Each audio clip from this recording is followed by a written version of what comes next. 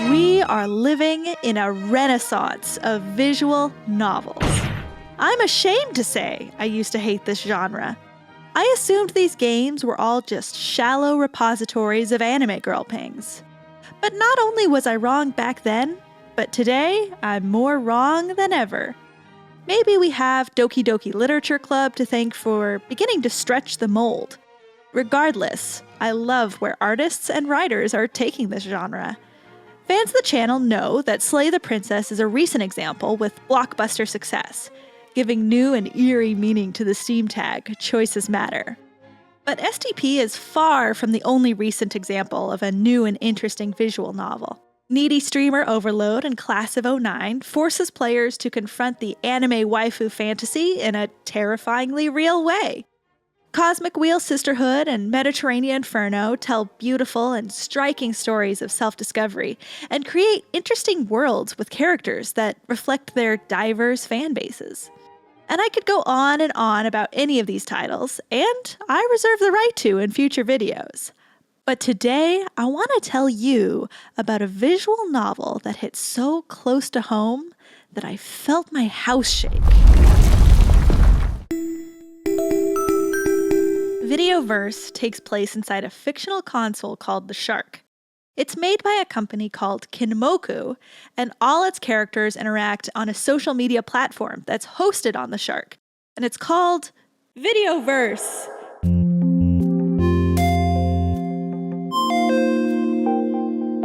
If this sounds familiar to you, that's on purpose. The Kinmoku Shark is a fictionalized Nintendo DS, which makes VIDEOVERSE a fictionalized version of the Miiverse. Personally, I was a little bit too old for Miiverse.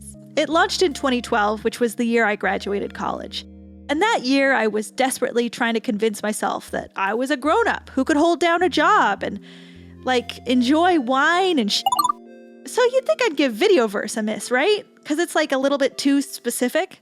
Well, it turns out that being a kid on the internet never really changes, even as the internet itself evolves into more and more terrifying iterations.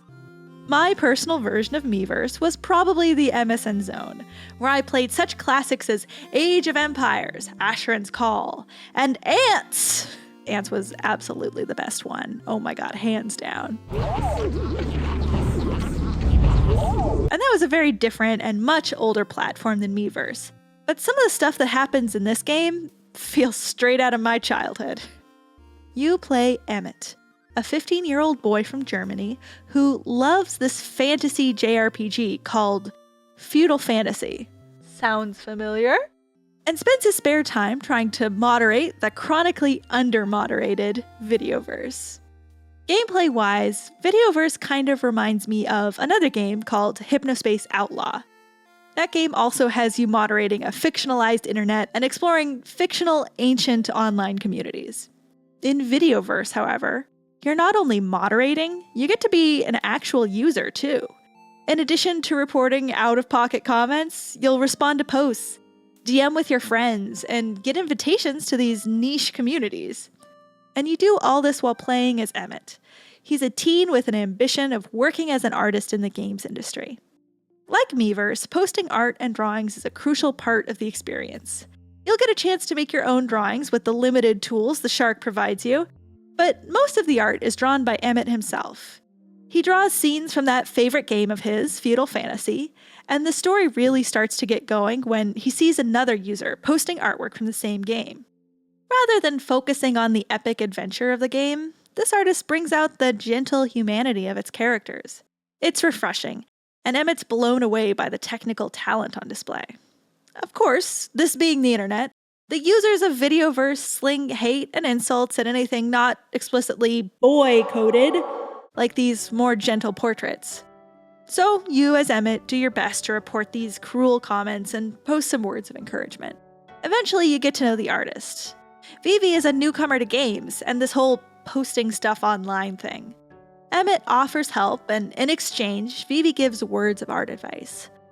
The story of VIDEOVERSE follows the puppy love between these two sweethearts. And it is just so wholesome. Anyone who's had themselves an online crush can absolutely relate.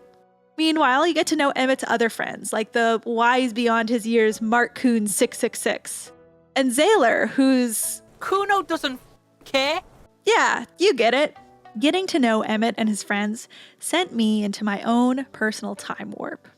I remember being way too young to be in these chat rooms and forums and just being an absolute gremlin.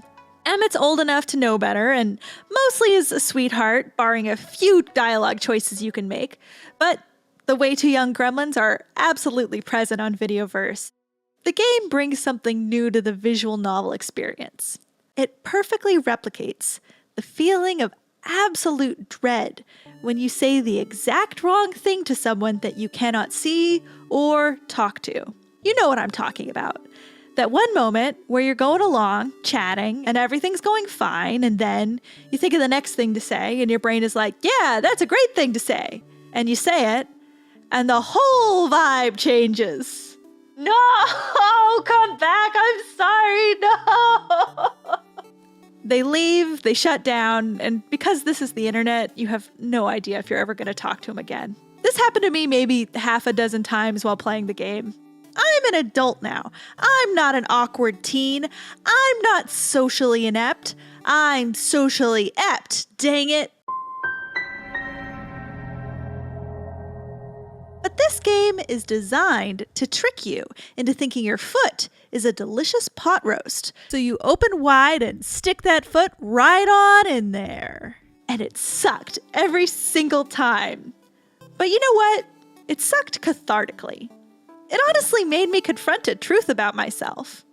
This open mouth insert foot moment is my absolute greatest social fear.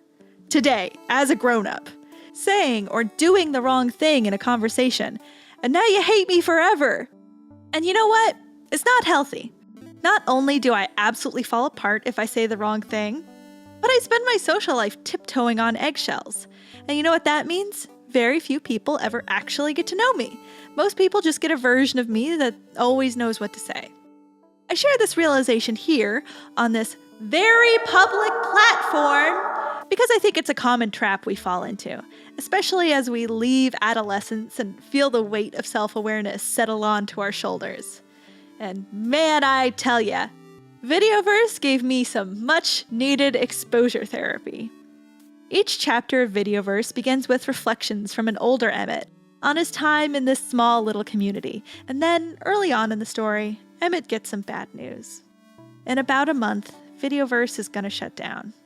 As the shark nears the end of its console life cycle, and Kinmoku begins aggressively advertising the shiny new version, the dolphin, we're forced to reflect on the ephemeral nature of the online communities we've been a part of. Every time a community shuts down or begins to lose momentum, there's a diaspora.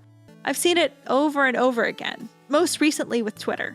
We spend this time together inside these tightly knit communities, and then a thread begins to come loose, and they become less and less tightly knit. In many ways, it makes those interactions more special, because there's no reliving them. It's trapped in amber and exists only in our minds. It's not unlike the nostalgia you might feel for a boys and girls club that shut down, or remembering a favorite tree you'd climb but then got cut down. In the moment, for Emmett, we witness this as a tragedy. Two sweet kids with a crush on each other, ripped apart because executives in a boardroom they'll never know made a decision on their behalf. It's devastating. And it's gripping to see how everyone in Videoverse reacts to the news and the decisions they make in the fallout. All these memories, these experiences of long-forgotten communities, Videoverse evokes with its pixel art aesthetic. We get to know the characters not just through the chat, but also through these very evocative animations. You see, the shark has this feature where there's a camera you can use to see other people, but it doesn't have a microphone. So you're chatting in text and looking at each other silently. This sounds painfully awkward to use in actuality, but in the context of the story, it really adds to the humanity that makes up this small online community. The art is so high quality here. It's flawlessly executed, and I found myself hungrily trying to unlock additional themes to enjoy all the different color schemes available on the shark. I'm just wild for this look. My one criticism is that the IRL Emmett we meet is drawn in this more cartoony, almost webcomic style that, for me at least, clashed against the pixel art. It's really good art, and it's well made, but when I saw this face pop up over the pixel art, it kind of took me out of the world. So I don't know what I would do to fix it, but that's just a minor critique I have. So much thought clearly went into developing distinct art styles for all the posters. From sophistication, to handwriting, to the size of the drawings, and sense of humor, everyone really has a distinct style in their art. And I've never seen a story provide character development through art style. I thought it was really cool. There's one drawing in particular that got me thinking, again about the magic of online communities. One drawing was so sophisticated that other users were actually accusing them of finding some sort of hack to draw with. Like, they unlocked more tools or something? I don't know, was that a Miiverse thing? Miiverse people let me know. But it reminded me of my time on Ultima Online of all places. Ultima Online. And that was a very old-fashioned MMORPG. Like, we're talking pre-RuneScape. Players could own houses in Ultima, and one thing you'd see all the time is folks stacking items on top of each other to kind of create these sculptures or make furniture that didn't actually exist in the game, but you wanted to have in your house. I just loved seeing all the things that people were able to make. Bookcases or guardsmen or all kinds of interesting things. When we talk about the indomitable human spirit, I can't help but think about the sneaky and ingenious ways that we exhibit creativity on the internet. It's honestly magical to witness, and it's a spirit that Videoverse wants to remind us of. Though that's just one of the things on this game's mind. These are the topics that just came up for me while I was playing. Videoverse might get you reflecting on dating online, or accessibility in games, or moderating online communities. There's a lot going on in this game, and this video is me sending you an invite to check it out for yourself and see what it makes you think of. Anyhow, that's all I really wanted to share about Videoverse. Thanks so much for stopping by to listen to me go on about a cool game I played recently. If you liked the video, I really love comments, so if you want to make my day, you can leave me a comment and I will cherish it. But the number one thing that you can do to help support the channel is just watch another video. There, on the screen! Wow, it's like magic! I have bigger analyses of indie games and also more lighthearted showcases like this one, so hopefully there's something you'll enjoy. Anyway, thanks again for watching, and until next time, here's some words of wisdom! You know nothing about games. Knowing about games isn't cool.